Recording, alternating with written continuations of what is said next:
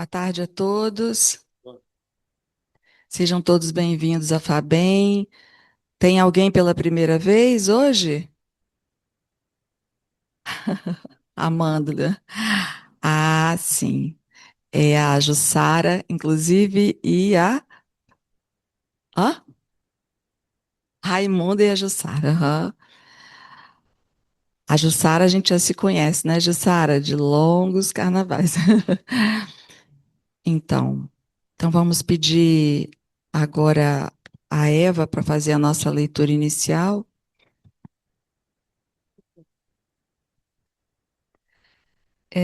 O livro Urgência, de Francisco Cândido Xavier, pelo Espírito Emmanuel. O título da mensagem é Ante as provas necessárias. Confessa-te frequentemente à beira do desânimo, à face das alfinetadas morais que te ferem a alma sensível, a impensada consideração de um amigo, a frustração de um negócio que te proporcionaria lucros sobre lucros, o comportamento infeliz de companheiro determinado em experiências difíceis, a perda da condução, a roupa estragada, esquecemos-nos habitualmente de que pequena invigilância é suscetível de inclinar-nos aos desastres da alma, tanto quanto um abuso no trânsito pode custar muitas vidas, e recusamos os contratempos educativos com que a vida nos abençoa, imunizando-nos contra males maiores, descendo ao delírio e à irritação que bastas vezes procedem à obsessão ou à delinquência. Quando te vejas assim, sobre o impacto de aborrecimentos claramente remediáveis pelas tuas atitudes de serenidade e de paciência, deixa que as asas de tua própria imaginação te conduzam aos milhares de hospitais, consultórios médicos, clínicas de tratamento, ambulatórios diversos e aposentos de enfermos, a fim de ver e escutar, em espírito, tantos irmãos nossos que jazem comprometidos em desequilíbrios orgânicos, muitas vezes irreversíveis. Visita, pelo menos mentalmente, os paralíticos, os mutilados, os cegos, as mães sofredoras que suportam a penúria dos filhos como se trouxesse um punhal de fogo enterrado no coração. A dor dos pais amorosos, tombados em pauperismo e moléstia, incapazes de prover as necessidades do lar. Os presidiários esquecidos, os doentes em supremo abandono e aqueles outros companheiros nossos em absoluta e desesperada exaustão que suspiram pela morte, como sendo a esperada solução para os problemas afetivos que lhe martirizam a alma. Pensa alguns momentos por dia nas provações e nas privações dos outros, e aprenderás a somar as vantagens que te felicitam a existência, verificando o enorme saldo de bênçãos em teu favor. Então compreenderás que, ao invés de nos queixarmos do mundo ante as provas e as lutas que ainda nos incomodam, será talvez o próprio mundo que possua motivos para queixar-se de nós.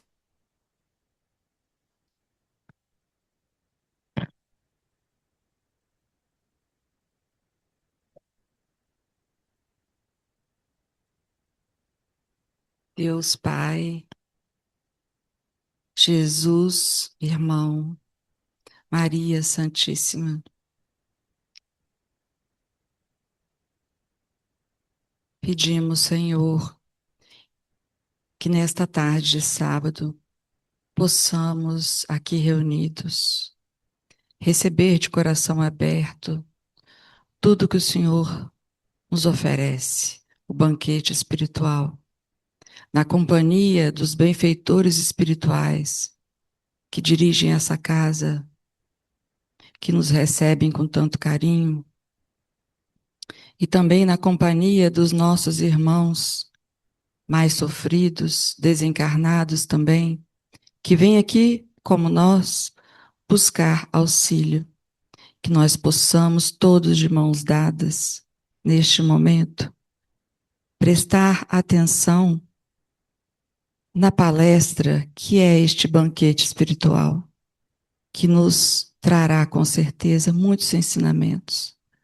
Abençoe o nosso palestrante, guie as suas palavras e agradecidos estamos por ele estar aqui conosco, tendo preparado com carinho a palestra e assim, Senhor, possamos, com toda essa energia, lembrar desses irmãos citados na leitura em tanto sofrimento. Esteja conosco, hoje e sempre, que assim seja. Bom, hoje, a, as provas da vida. Vocês vão me desculpar, é porque é tanta palestra que minha mente não grava. Vocês estão vendo aqui, eu já estou vendo a palestra lá.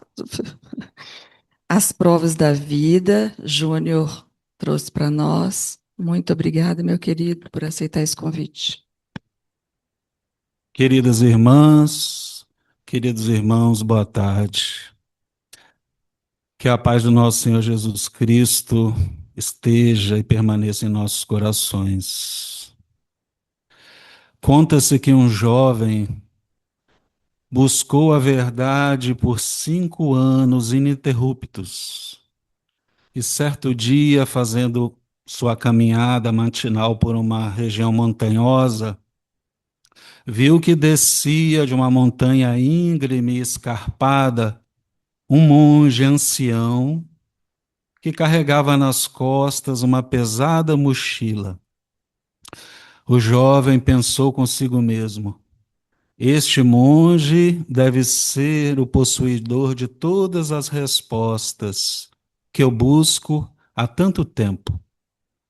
Esperou que o monge ancião descesse um pouco mais e, dirigindo-se a ele, com respeito, com serenidade, perguntou: nobre monge, qual é o sentido, o segredo da iluminação interior?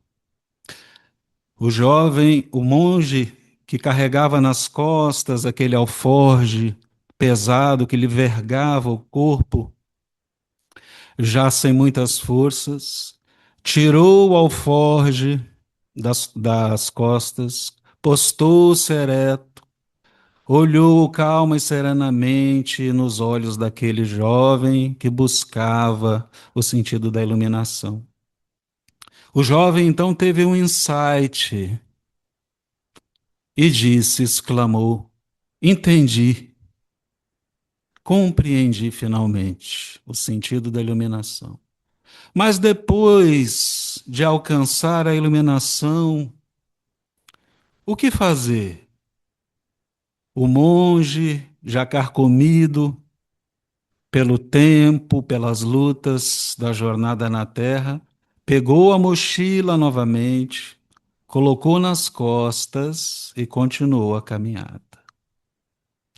Essa parábola vem nos dizer que a jornada carnal, a jornada do espírito na carne, é uma preparação na escola de lutas e de experiências para a felicidade real que nos aguarda. E a proposta da doutrina espírita é eminentemente consoladora. Foi pela misericórdia de Deus, por intercessão de nosso Senhor Jesus Cristo, que os Espíritos excelsos vieram à Terra para revelar o Espiritismo como uma consolação para as nossas dores. Allan Kardec foi o espírito de escola a quem coube codificar essas informações, organizar essas informações em forma de doutrina. E o mestre de Lyon, no capítulo 2 do Evangelho segundo o Espiritismo, quando ele vai apresentar Jesus, não como o Senhor, como o Rei do mundo, das necessidades materiais imediatistas, quando ele intitula o capítulo como sendo "O meu reino não é deste mundo", apresenta uma dissertação magistral que sintetiza de forma muito clara a ideia que nós queremos conversar com nossos irmãos e nossas irmãs na tarde de hoje, quando ele intitula essa dissertação de O Ponto de Vista. Segundo o codificador, as dificuldades que nós experimentamos de toda a ordem na Terra, as doenças, as decepções, as traições, os prejuízos, ganham muitas vezes um peso insuportável para nós, porque nós ainda não aprendemos a educar o ponto de vista. Diz Kardec que é preciso sempre olhar para a eternidade, porque somos espíritos imortais, indestrutíveis. Já tivemos inúmeras experiências no corpo de carne e teremos outras mais. Mas que a nossa destinação é a vida espiritual plena, que um dia nós atingiremos com os nossos próprios esforços. Quando nós passamos a olhar a vida a partir do horizonte infinito da vida espiritual, a existência na Terra, por mais longa que seja, 60, 70, 80 anos, não passam de um flash ou de um pequeno capítulo na história infinita, no drama infinito, o drama evolutivo infinito do espírito.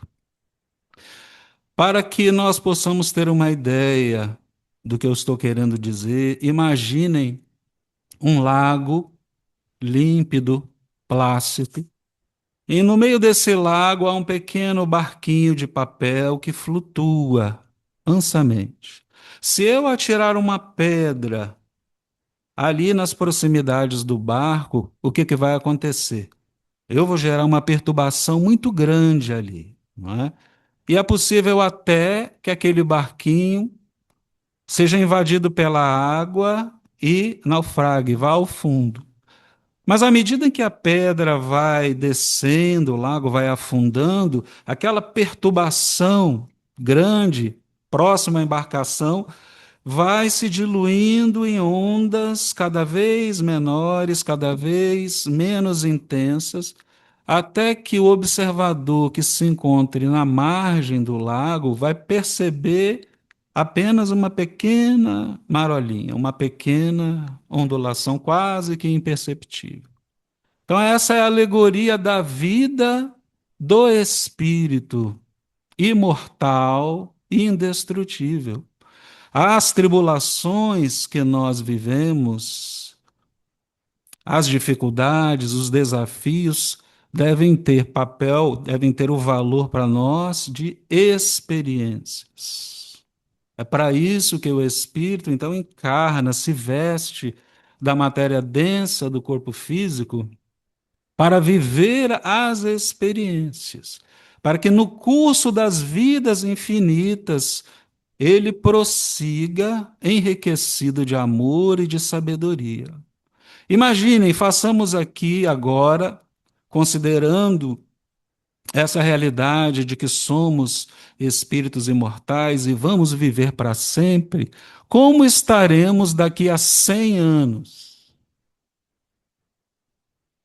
O que restará de todas as tribulações e desafios, amarguras que nós vivemos presentemente, daqui a 200 anos, daqui a 300 anos, daqui a 1000 anos?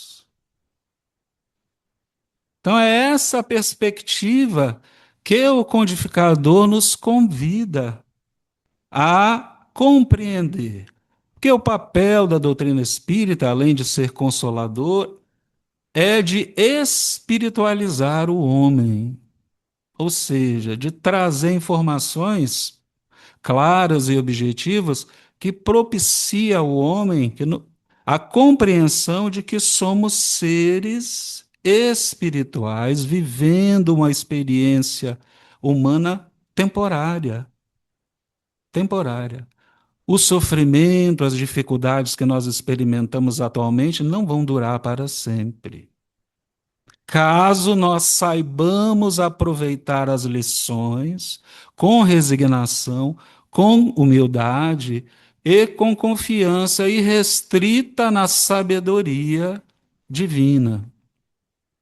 E Allan Kardec, então, no Livro dos Espíritos, teve o ensejo de receber das entidades excelsas, dos espíritos encarregados de educar a humanidade, a chamada doutrina da escolha das provas. Os espíritos disseram que somos nós mesmos, espíritos imortais, que escolhemos as experiências pelas quais nós vamos passar na Terra quando já temos alguma lucidez espiritual e merecimento. Somos nós mesmos, com auxílio dos nossos benfeitores espirituais, que vamos escolher o gênero de existência que nós viveremos na Terra como forma de aprendizado, utilizando qual critério? O desenvolvimento das virtudes e a superação dos vícios que nós ainda guardamos. Então, esses são os critérios que nós utilizamos quando estamos no mundo espiritual, que é a nossa pátria verdadeira, planejando a nossa reencarnação na Terra. Isso quando temos já algum mérito. Quando não temos mérito, somos muito endurecidos, muito revoltados, achando que Deus errou em nossas vidas, que Ele deveria ter pedido a nossa opinião antes de permitir esse ou aquele contratempo ou aquele dissabor, acaba que nós passamos pelo automatismo, pela mecanicidade da chamada lei de causa e efeito. Então imaginem um espírito que decidiu reencarnar entre criminosos para que com o seu exemplo e seu esforço ele possa influenciar aquela comunidade no caminho do bem. Esse foi o planejamento reencarnatório que ele fez, de maneira genérica, de maneira geral, não é? Quais são os desafios do meio, que vão surgir do meio, que vão se opor ao seu planejamento? O perigo das seduções, da ostentação, do dinheiro fácil, da violência, da presunção, da prepotência.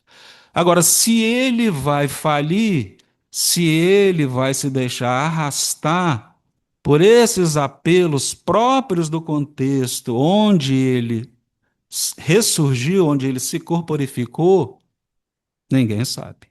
É ele próprio que vai passar pela experiência, para ver se ele realmente tem condição de colocar em prova, em prática, em prova, tudo aquilo que ele aprendeu no mundo espiritual, as virtudes que ele acha que ele já tem, ou aquelas que ele ainda precisa desenvolver. Não é? De modo que não há fatalidade. Ninguém reencarna com o objetivo de fazer o mal. O mal é consequência do uso equivocado da nossa capacidade livre de decidir, também conhecida como livre-arbítrio. Não é?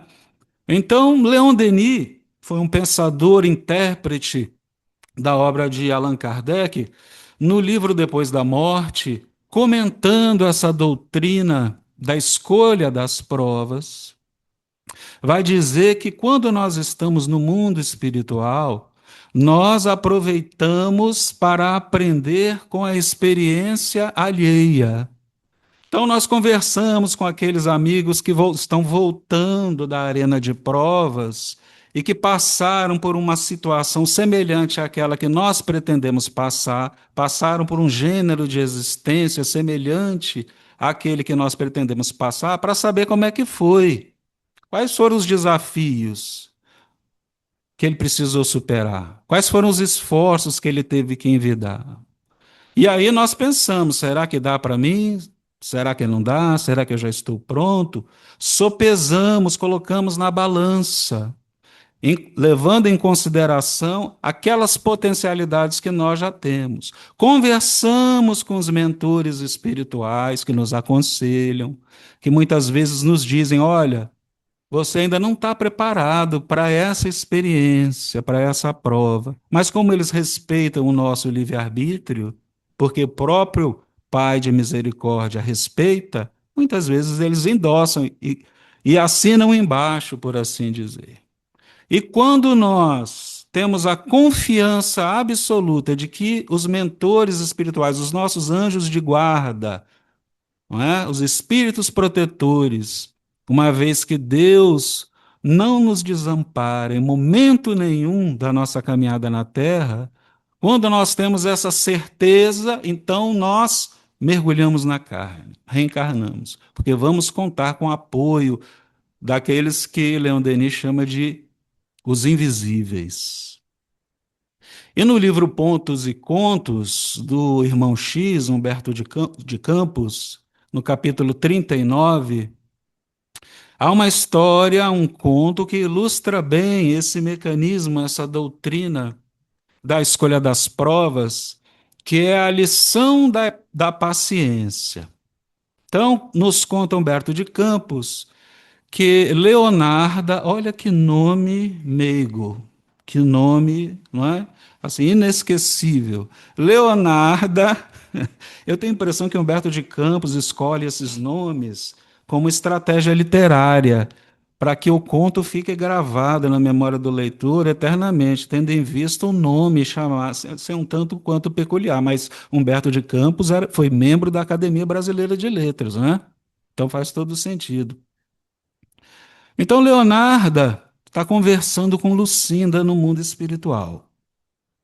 Leonarda está postulando uma nova experiência, uma nova chance na carne. Aliás, no Anuário Espírita de 1981, o espírito André Luiz trouxe a informação de que a população da Terra, a população, vamos dizer, espiritual da Terra, àquela época, contava na ordem de 21 bilhões de espíritos.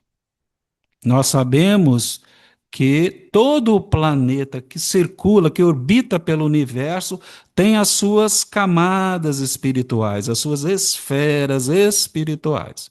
Então, ao redor da Terra, as zonas espirituais são povoadas por espíritos que influenciam muitas vezes perversamente a humanidade encarnada aos desvios, aos delitos, em razão das dificuldades e das deficiências morais que nós mesmos ainda carregamos.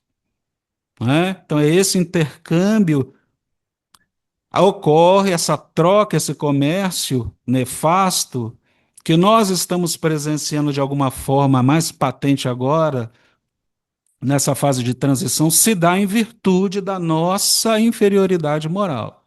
Mas vejam, hoje a população se encontra na faixa de 24 bilhões de espíritos. Sendo que desses 24 bilhões de espíritos, somando os encarnados e desencarnados, apenas um terço está encarnada. Logo, reencarnar na Terra equivale a ganhar na loteria. Há muitos espíritos em sofrimento no mundo espiritual procurando uma mãe para reencarnar, mas não tem muitas mães dispostas, heróicas, sublimadas o suficiente para aceitá-los na condição em que veio. Só as mães que amam muito, amam além da vida, são capazes de fazê-lo. Não é?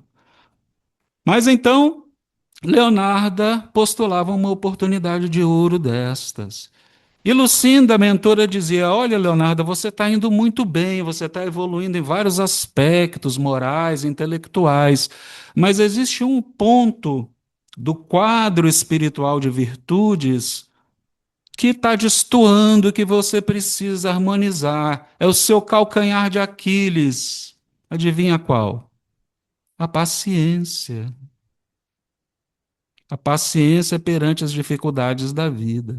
Já que você está disposta a voltar ao campo de lutas transitórias, eu te aconselho a lembrar sempre que a renúncia é a mestra da paciência e que você utilize as armas da compreensão, as armas do entendimento, da fraternidade, para vencer as batalhas comuns na luta diária, especificamente e mais detidamente no recinto doméstico, porque é lá que você enfrentará ou terá à sua disposição, melhor dizendo, as ferramentas, os instrumentos necessários para superar esse calcanhar de Aquiles.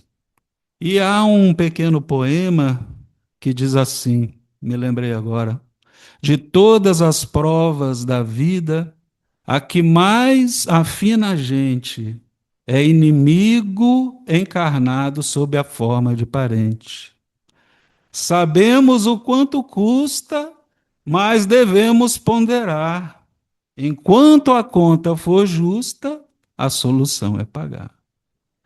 Então, Leonarda, assim, hesitante, não é? Prestando atenção na mentora, porque já estava ali no limiar do mergulho, no campo de provas, promete lembrar das instruções de Lucinda, que diz: dê a cada um o quinhão, o seu verdadeiro, o quinhão que lhe é de direito, de amor, de compreensão, de fraternidade, de afeto, mas não espere que a vida te retribua de imediato.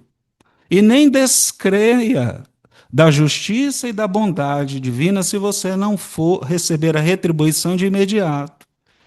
Afinal de contas, dizia Lucinda, essa recomendação não é nem minha, é do próprio Mestre Jesus. Porque no processo que vai culminar com a sua crucificação, Jesus deu a todos o seu amor, amou a todos. E, no entanto, recebeu o martírio na cruz como prêmio, como agradecimento. Leonardo, então, prometeu lembrar-se daquelas palavras. Mas nós sabemos que quando o espírito volta à carne, ele se esquece de muita coisa, porque a carne abafa as memórias espirituais. Fica aquela intuição, não é? Aquela voz que pulsa na consciência. Mas muitas instruções são abafadas para quê? Para que nós decidamos de acordo com a nossa liberdade.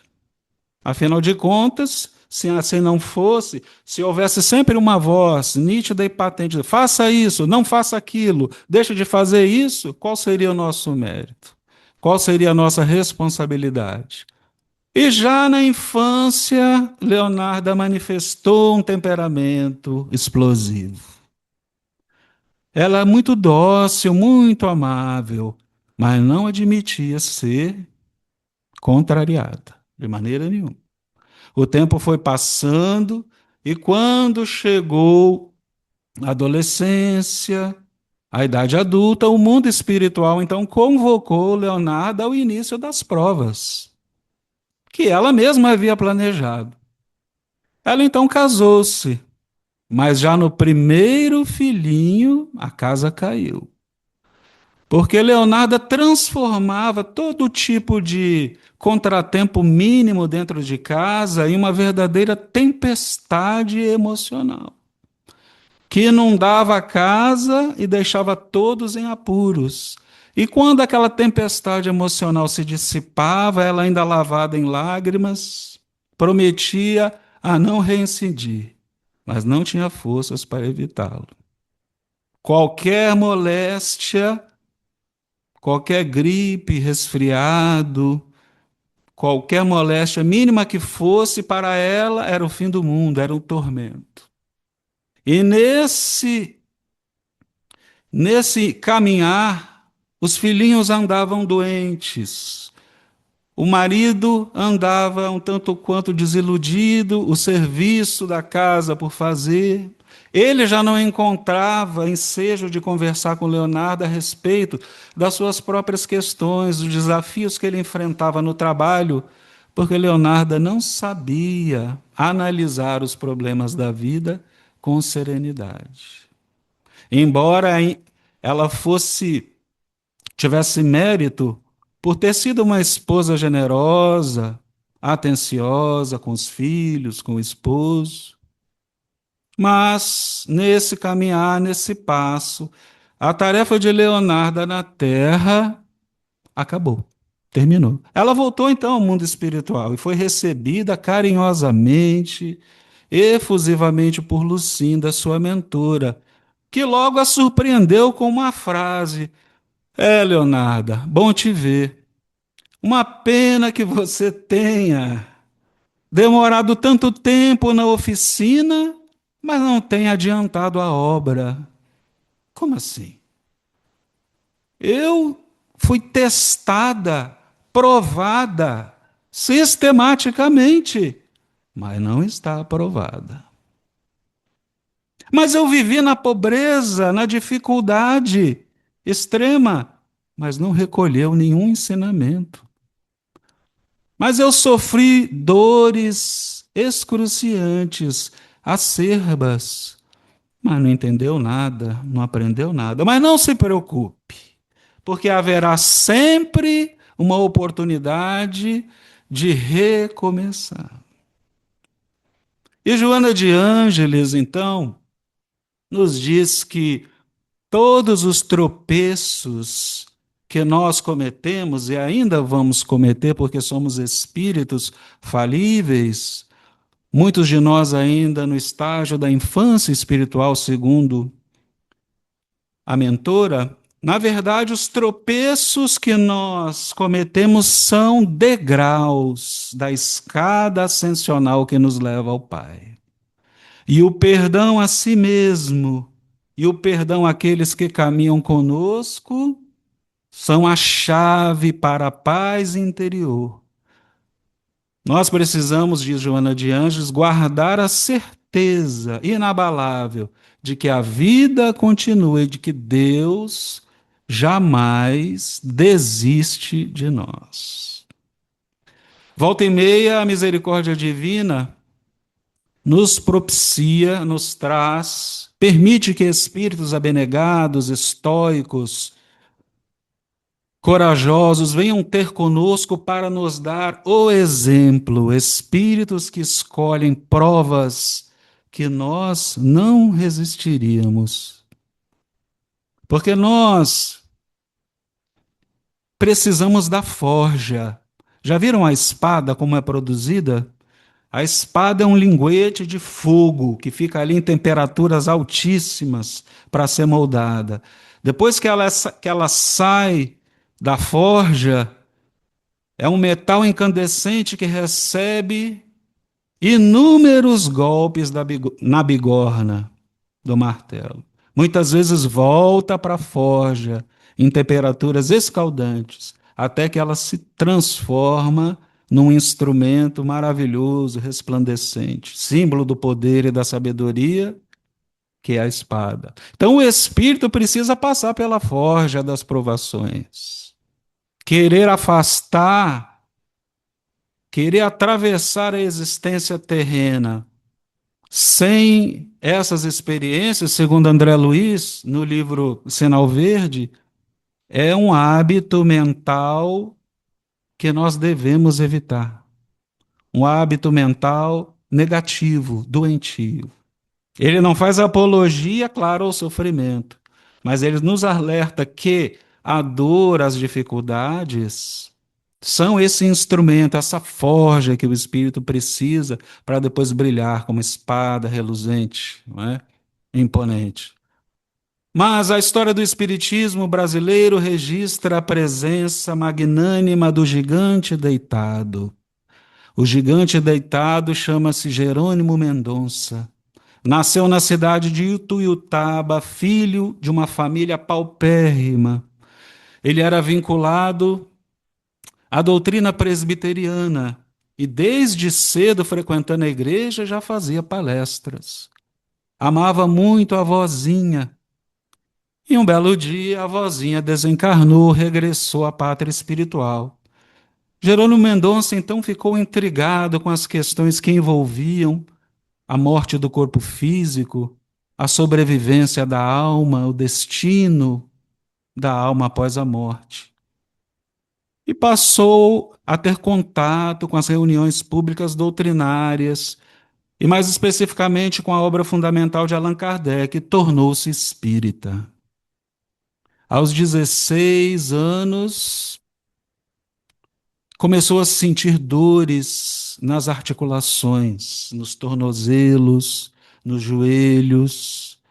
As dores foram aumentando, aumentando progressivamente, até que por volta dos 18 anos ele foi acometido de uma artrite reumatoide severa, gravíssima, que ceifou todos os movimentos do corpo. E ele, desde então, não pôde mais andar até o dia do desencarne. Foi confeccionada uma cama, praticamente anatômica, que era o seu meio de condução. Ali ele ficou até a morte. Um belo dia ele foi visitar Chico Xavier em Uberaba e Chico Xavier perguntou a ele: "E aí, Jerônimo, como é que vão as coisas?" "Ah, Chico, não está muito bem, não. Meu coração está por um fio. Inclusive, o médico está vindo aí agora para trazer o atestado de óbito." Aí o Chico respondeu para ele: "Olha, Jerônimo, Emmanuel está aqui comigo dizendo o seguinte: trabalha que o fio engrossa. Os mentores são tão bonzinhos conosco, não é? Tão bonzinhos, tão complacentes." E assim ele fez, porque não foi apenas a artrite reumatoide, ele começou a sentir dores inomináveis no peito. E a paralisia tomou conta de todo o corpo, até a altura do pescoço. Depois veio a cegueira. Jerônimo Mendonça, então, assim viveu, nesse estado, até desencarnar, fazendo palestras espíritas por todo o Brasil, consolando milhares de pessoas, milhares de espíritas que o procuravam para reclamar das suas dores, das suas dificuldades. Com um bom humor invejável, invejável, que pode envergonhar aqueles que, muitas vezes, como diz a sabedoria popular, reclamam de barriga cheia. Certa vez, ele estava presente num evento com Divaldo Franco, o evento repleto, o auditório repleto. Acabou a palestra, ele chegou perto de Divaldo e disse assim: "Ah, Divaldo, você deve ter muita inveja de mim." "Mas por quê, meu irmão? Um homem deitado numa cama e só mexia do pescoço para cima, cego." "Por quê, meu irmão?" "Porque você faz a palestra, mas eu saio carregado." Então, este é o gigante deitado. Uma vez ele foi acompanhar um enterro e andava numa Kombi, que era especialmente preparada para transportá-lo. Ele acompanhando o cortejo. A determinada altura, os ajudantes, assistentes, retiraram então Jerônimo de dentro da Kombi para que pudesse seguir, né, o cortejo, o caixão. Nisso passou um irmão nosso, assim, um tanto quanto alcoolizado, e olhou para aquilo assim e falou: "Olha, dois defuntos, mas esqueceram o caixão do outro." E Jerônimo Mendonça reagiu de maneira muito bem-humorada. "Ah, meu irmão, Eu não ligo para isso porque o melindre é orgulho ferido. Melindre é orgulho ferido, é uma frase de um outro espírita eminente, outro vulto espírita eminente, Carbar Schutel, não é? Então, um exemplo dessa magnitude nos faz pensar com relação aos ensinamentos que Jesus veio nos trazer, de que no mundo nós conheceríamos aflições, mas que tivéssemos bom ânimo, porque ele havia vencido o mundo. Vencer o mundo é ser bem-sucedido no próprio planejamento reencarnatório que nós traçamos. O espírita cristão está convidado a vencer o mundo e não vencer no mundo. É bem diferente. Bem diferente. Vencer o mundo é ser bem-sucedido, ponto a ponto, olha que desafio, na trajetória reencarnatória que nós mesmos elaboramos. E vencer no mundo geralmente envolve esquemas ilícitos, não é? E outros deslates, outros equívocos que muitas vezes vão pesar negativamente na nossa economia espiritual por muito tempo. Por muito tempo, né? André Luiz, aprofundando um pouco mais essa questão das provas, vem nos trazer exemplos e explicações a respeito das provações, não apenas individuais, mas as provações coletivas, que nos chocam tanto, não é? Quando coletividades inteiras ou um número maior de pessoas muitas vezes deixa o corpo físico de maneira abrupta e violenta. E André Luiz, no livro Ação e Reação, teve a oportunidade de, conversando com o instrutor espiritual Druso, aprender a respeito da história de Ascânio e Lucas. Ascânio e Lucas eram espíritos devotados e abnegados que durante 500 anos trilharam as sendas do serviço evangélico, evangelizando, amparando, acolhendo os pequeninos no mundo, durante 500 anos, dedicando-se ao serviço com Jesus. E nos últimos 5 anos, dedicados ao serviço espírita cristão, da iluminação, da consolação, do esclarecimento. E como se não bastasse, havendo retornado ao mundo espiritual, a colônia onde estava André Luiz, dedicavam-se a ensinar o bem e a verdade àqueles espíritos que lá habitavam. E aí eles começaram a olhar a folha de serviços corridos e falar, rapaz, eu mereço mais do que isso, porque vislumbrava, né, vislumbrava uma esfera superior, uma esfera espiritual superior, cheia de maravilhas, de novas oportunidades de trabalho, de aprendizado, e eles achavam que eles já tinham mérito para ir para lá. E começaram a se sentir injustiçados. Protocolaram um requerimento junto à autoridade competente espiritual da colônia e foram fraternalmente atendidos. E os maiores da colônia espiritual, responsáveis por solver aquele imbróglio espiritual, lançaram mão de um dispositivo. Nós vamos fazer o seguinte, Ascani e Lucas, nós vamos utilizar a sonda espiritual para vasculhar a memória de vocês. Para ver onde que está, se existe algum impedimento que não permite que vocês ascendam a essa esfera espiritual mais alta, já que vocês se sentem injustiçados. Foram aprofundando a sonda, mergulhando a sonda na memória espiritual e chegaram ao ano de 1428. Mais especificamente no contexto das guerras de libertação da França do domínio dos ingleses, quando Ascânio e Lucas formavam no exército de Joana d'Arc. Ascânio e Lucas, já naquela época, aspiravam a uma promoção, queriam uma patente maior no exército de Joana d'Arc. É curioso como nós guardamos as nossas tendências. O tempo passa e é muito difícil para nós nos livrarmos das nossas tendências.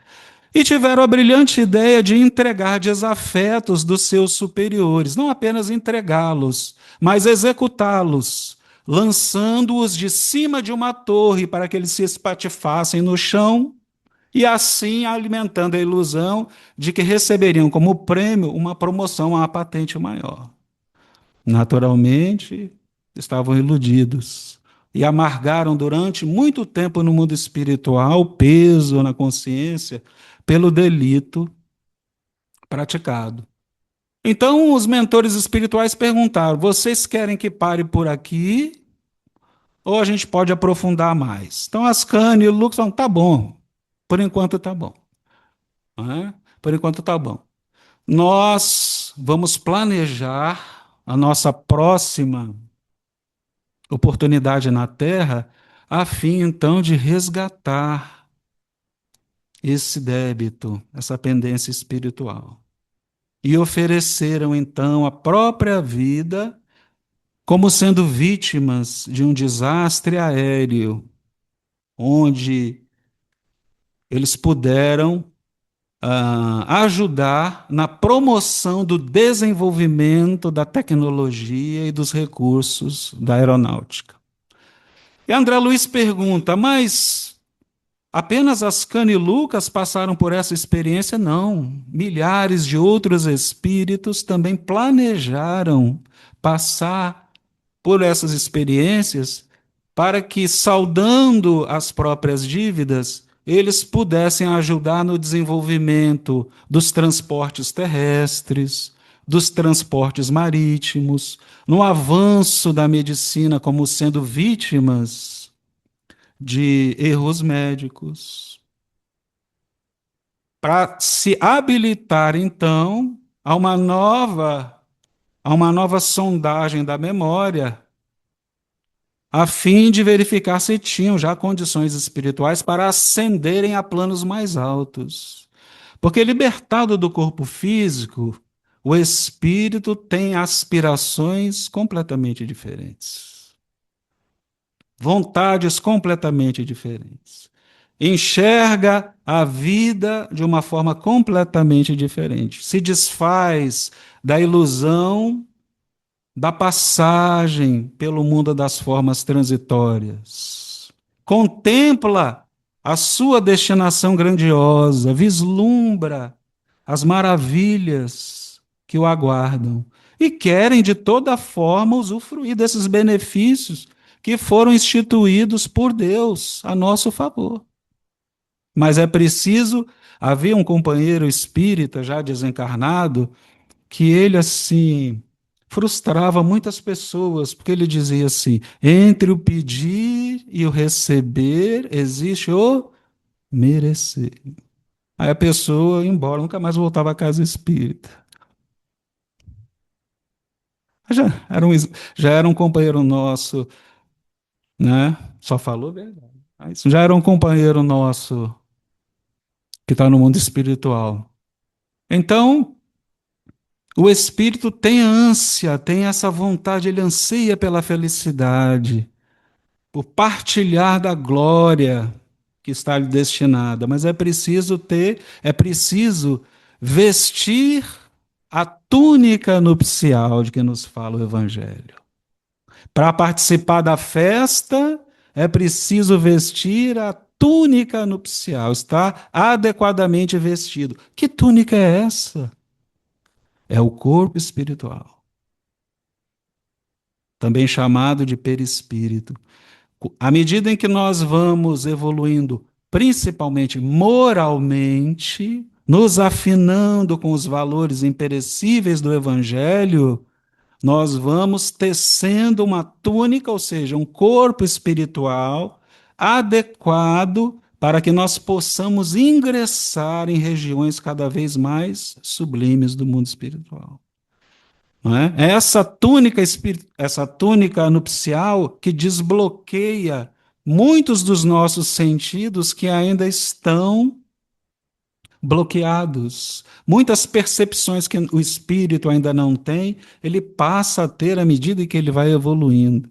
E assim ele vai descortinando as maravilhas da criação, vai se encantando cada vez mais, se embriagando com a grandeza de Deus, não é?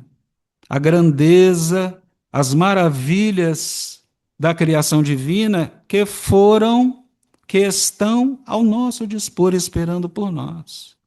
Por isso é que se lançam a esses gestos estoicos, de abnegação, não é? Ao mesmo tempo que saudam a dívida perante a própria consciência, promovem a paz, o desenvolvimento, o progresso. Vejam como a criação divina é um relógio, um mecanismo de relógio perfeito, sem falhas. Do aparente mal, desastres, que ceifam inúmeras vidas, surge um bem que muitas vezes nós simplesmente nem suspeitamos. Então é essa perspectiva que a doutrina espírita veio nos trazer, da consolação, de que Deus não nos abandona, de que os bons espíritos estão sempre conosco, os nossos anjos de guarda sempre conosco, nos fortalecendo, nos inspirando, nos tratando, como é o momento em que nos reunimos aqui na Casa Espírita, para que tenhamos força, confiança irrestrita em Deus e que possamos construir, de acordo com os nossos próprios esforços e pelo nosso próprio mérito, um futuro mais feliz, mais saudável. A experiência que nós vivemos agora, por mais atribulada que seja, por mais dolorosa que seja, é apenas um segundo na vida imortal do Espírito. O que é um segundo na eternidade? Já pensaram nisso? É essa visão que André Luiz chama de raciocinar com a eternidade, que é a proposta da doutrina espírita para nós, que vem nos consolar, vem nos aliviar das aflições. Emmanuel nos diz que realmente a experiência terrestre impõe amarguras, aflições, angústias, mas que a criatura precisa avaliar as circunstâncias, avaliar a própria vida com serenidade e com confiança em Deus. Porque as provas, as chamadas provas, contêm lições ocultas, esclarecimentos profundos e apelos grandiosos. Que apelo é esse? Que nos transformemos para melhor com a forja da experiência humana, sempre de braços dados e confiança irrestrita com Jesus, que a de um de nós desampara. Ele mesmo promete no Evangelho: eis que estarei convosco até a consumação dos séculos. Melhor companhia e promessa mais consoladora do que essa, não há. Que Jesus nos abençoe e nos fortaleça hoje e sempre, meus irmãos. Obrigada, Júnior, por essa palestra. Ah, é muito bom ouvir o Júnior. Tem uma amiga minha que outro dia ela esteve aqui, ela não mora aqui, né, no Brasil, ela mora fora e quando ela esteve, ela veio aqui. Aí o Júnior fazendo o estudo do Evangelho, aí ela virou e falou assim: eu ficaria horas ouvindo ele falar. É muito bom, né? Ele é muito estudioso e traz essas coisas boas para gente. Bom, vamos então agora para a nossa prece final, pedir a Eva para fazer para nós e depois prosseguimos. Jesus, mestre amado, Te agradecemos pela feliz oportunidade de estarmos reunidos nessa casa de amor e de caridade, reunidos em Teu nome, Jesus. Muito obrigada, Jesus, pela felicidade de ouvir, pelo prazer de ouvir a palestra do nosso querido irmão Júnior. Uma palestra muito bem colocada, muito clara, muito objetiva. Obrigada, mestre amado, pela feliz oportunidade de estarmos aqui. Jesus, e rogamos a tua bênção, teu amparo, tua proteção, que tuas mãos amorosas estejam sobre todos nós, encarnado e desencarnado. Derrama, Jesus, sobre nós a luz do teu amor, da tua bondade, da tua misericórdia. Ilumina, Senhor, os nossos pensamentos, nossos sentimentos, as nossas emoções. Dai-nos lucidez mental, dai-nos o discernimento, o entendimento e a compreensão. Rogamos a Maria Santíssima que ilumine, abençoe, ampare e proteja os enfermos e os sofredores, ampare e proteja os irmãos que estão em aflição, na amargura, no desespero, na miséria, passando fome. Suplicamos, Mãe Divina, a luz da tua misericórdia para todos os enfermos, para todos os sofredores. Mãe amada, abraça o enfermo e o sofredor, cuida deles, mãezinha, com todo o teu amor, com todo o teu carinho, e envolve, Maria Santíssima, todos nós no teu manto de amor e de paz, hoje e sempre. Amém. Graças a Deus.